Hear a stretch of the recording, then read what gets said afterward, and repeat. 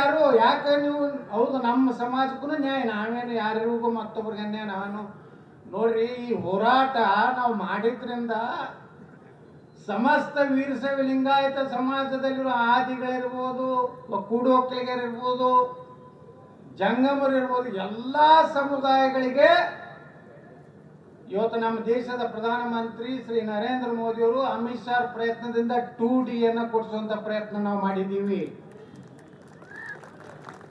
ಅದಕ್ಕೆ ಕಾರಣ ಕೂಡಲ ಸಂಗಮ ಸ್ವಾಮಿಗಳ ನಮ್ಮ ಚಂದು ಪಾಟೀಲ್ರು ರಾಜ್ಕುಮಾರ್ ಪಾಟೀಲ್ರು ಹೇಳ್ದಂಗೆ ತಪಸ್ ಹೋಗಿ ಬರೀ ಗಿಡದ ತಳ ಕೂತ್ರಲ್ಲ. ಇಂಥ ಸ್ವಾಮಿಗಳು ಸಿಗುವುದು ಇವತ್ತು ಸುದೈವ ನಮ್ಮದು. ಎಲ್ಲ ಸ್ವಾಮಿಗಳು ಬರೀ ವಿಧಾನಸೌಧದಾಗ ಅಡ್ಡಾಡ್ತಾರೆ, ನನಗೆ ಮಟ್ಟಕ್ಕೆ ರೊಕ್ಕ ಕೊಡಿಸ್ರಿ, ನನಗೆ ಗಾಡಿ ಕೊಡಿಸ್ರಿ, ಎಲ್ಲ ಚೈನಿಗೆ ಬಿದ್ದೈತೆ ಕಂಪನಿ. ಸಮಾಜಕ್ಕೆ ಏನೂ ಇವ್ರದ್ದು ಕೊಡುಗೆ ಇಲ್ಲ.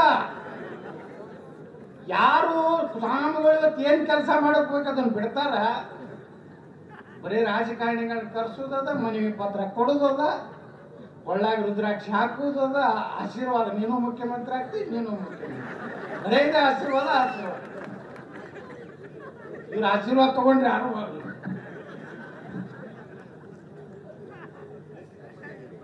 3-4 ದೊಡ್ಡ ಸ್ವಾಮಿಗಳು ಅದಾರ ಈ ರಾಜ್ಯದಾಗ. ಅವರು 3 ಕ್ಯಾಂಡಿಡೇಟ್ಗಳನ್ನ ಹಿಡಿದ್ಬಿಟ್ಟ.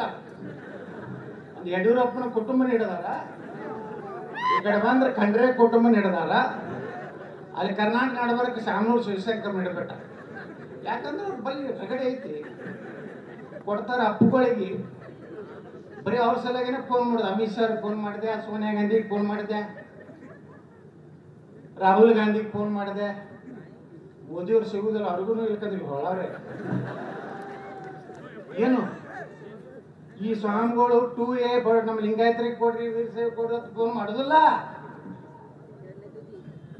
ಯಡಿಯೂರಪ್ಪನ ಮಗ ಬಹಳ ಪ್ರಭಾವಿ ಅದಾನೆ, ಅವನು ಮುಖ್ಯಮಂತ್ರಿ ಅಭ್ಯರ್ಥಿ ಮಾಡಿ.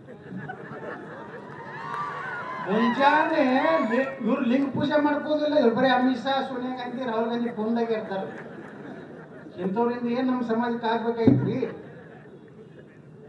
ಅದೇನೋ ಬಸವಣ್ಣವ್ರನ್ನ ಸಾಂಸ್ಕೃತಿಕ ರಾಯಭಾರಿ ಮಾಡಿದ್ರತ್ತ, ಅದಕ್ಕೆ ಅವ್ನ ಹೆಂಗೆ ಕುಡಿಸ್ಬಿಟ್ಟ ನಮ್ಮ ಸಿದ್ದರಾಮಯ್ಯ ನೆನ್ಕೋತಾರ.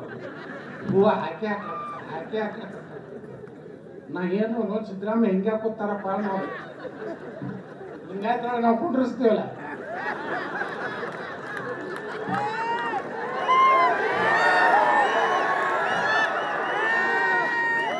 ಮಾಡ್ರಿ ಸನ್ಮಾನ ಯಾವಾಗ ಮಾಡ್ರಿ?